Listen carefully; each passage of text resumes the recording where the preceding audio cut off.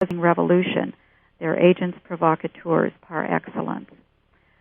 The Knights of Malta are recruited among the European aristocracy, and they soon controlled the extensive estates throughout the continent of Europe. And they were the order that assimilated all of the holdings and the estates of the Knights Templar when that order was dissolved in the early 14th century. So I think here we have a situation where the Knights Templar, which of course were part of the Merovingian conspiracy, they had been discredited in Europe, and so the Illuminati, the Priori de Zion over there controlling everything, had to phase out the Knights Templar, and they had to bring in another order with a better reputation to take its place and to do its dirty work. And this is often the case with front groups. When one front group is exposed or discredited, they are put out of business. They go underground. They disappear. And another front group with a shining record of virtue takes its place. And, of course, there's no virtue in any of these front groups. They're all merely controlled opposition fronts from the same diabolical conspiracy at the top. But the Knights of Malta developed connections with the Masonic P2 Lodge and the Priori de Zion. They are connected to, and they've all been linked to the hierarchy of the Vatican, which of course was taken over by the House of Rothschild in the last century. The Knights of Malta endorsed Mussolini, the fascist dictator of Italy, in 1926, and they've worked with the fascist P2 Masonic Lodge in Italy in this century. The Knights of Malta also facilitated Hitler's assumption of power in Germany. Many of our, if probably most of our CIA directors and deputy directors have been Knights of Malta. Good examples are William Casey and James Angleton. The Knights of Malta are an hereditary order. They are very aristocratic, and they must be able to display a family coat of arms. They have to prove a genealogy that dates back at least 300 years in an unbroken succession from father to son. So here you see they're all part of this Merovingian bloodline conspiracy, which is conspiring to put their man on the throne of a rebuilt temple in Jerusalem and claim to be the Messiah in place of Jesus Christ, of course. The Knights of Malta are very powerful. They are actually a sovereign state in their own right. The sovereign Grand Master of the Knights of Malta is recognized as a head of state. His authority is ensured because he is ranked as a prince in the world, and he has the ecclesiastical ranking as a cardinal. So he has the protection of the Vatican, and also in the secular world. Under international law, the Knights of Malta has independent sovereign status, so that their members their loyalty is to the Order of Malta and not to any nations in which they live. The Knights of Malta also have permanent observer status at the United Nations. Now, the key spheres of control for the Knights of Malta that we know of have been Africa and Latin America. And the Knights of Malta have included many of the fascist dictators that have arisen in Latin America. General Pinochet, who became the murderous dictator of Chile, is a Knight of Malta. And the Knights of Malta were also behind the support and the supplying of the Contras in Nicaragua. The whole Latin American operation has been facilitated by these Knights of Malta. Now, we have to get into this Latin American takeover because it's really a precursor of what is going to happen in the United States. there's been virtually a blackout in our news media on what has been transpiring in Latin America for the last 40 or 50 years. But there have been books and articles written on the takeover of Latin America by the Knights of Malta squads that they have used to murder innocent people in Latin America, people that were considered threat to their takeover.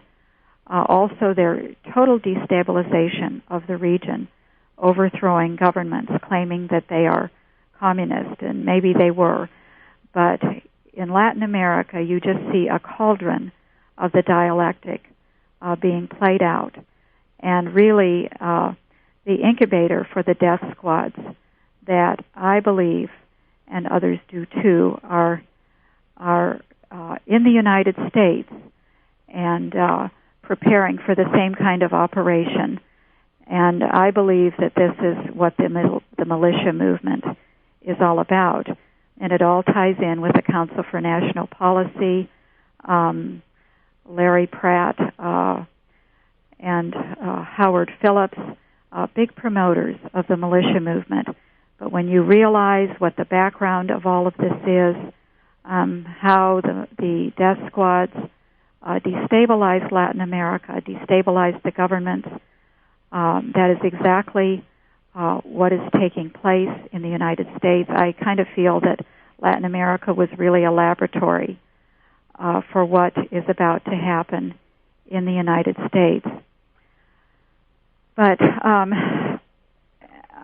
I don't have a lot of time left, but I just want to talk about one organization that was connected with the Western Goals operation of the John Birch Society, AmeriCares, just as an example of how right and left work together to destabilize Latin America. AmeriCares worked with Oliver North's network by raising money for aid to Central America.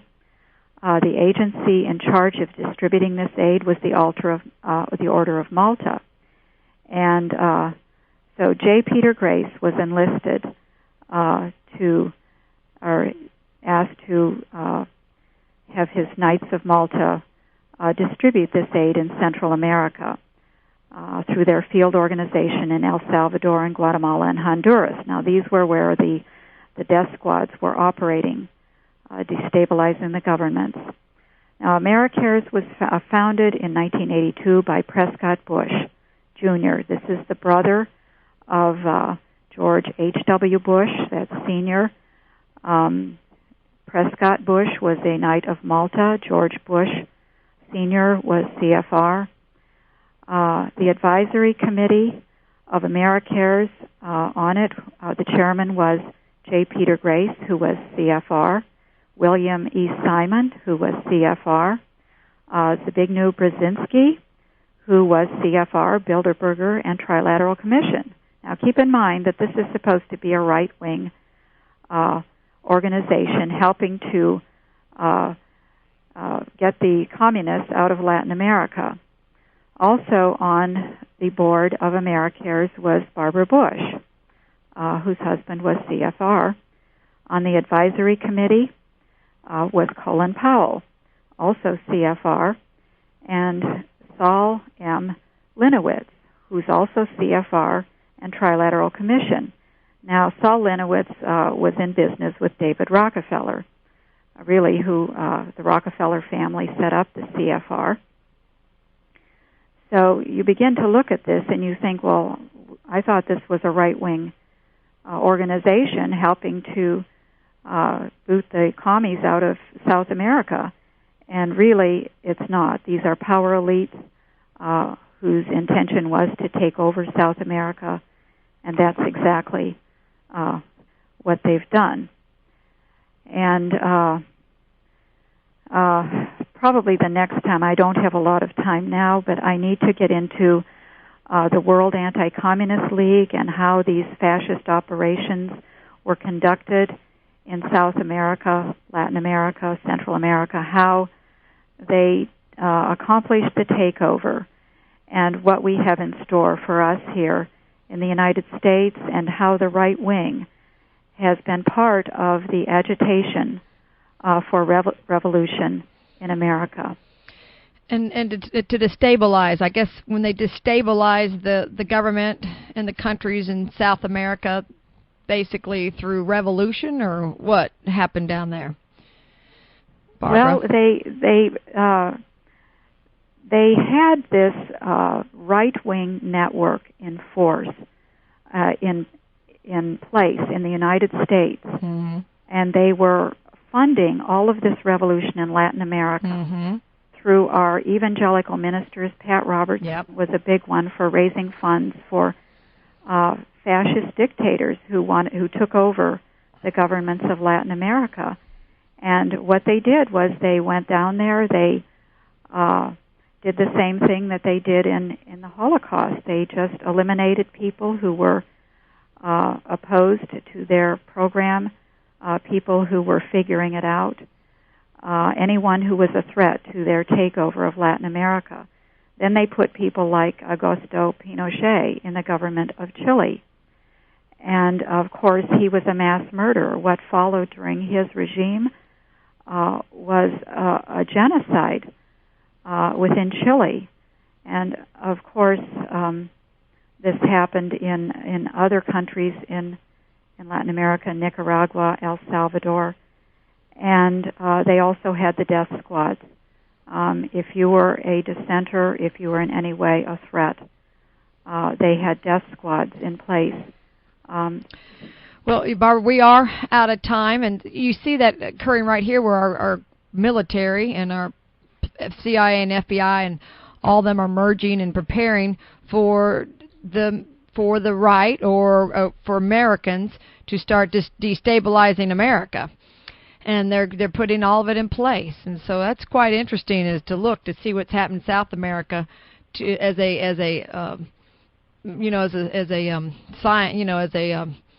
an example of what's going to come here. I've never looked at it like that. That's pretty amazing. We'd love to have you on back next week to continue on, since we didn't get to have you the full hour, and of course, and continue with this same information and get us to go in more, delve closely. As we know, Paul Weyrich is having his legs, I think, amputated today, but even the history of him is quite very interesting as being the part of all this also, isn't it, Barbara? Yes, it is.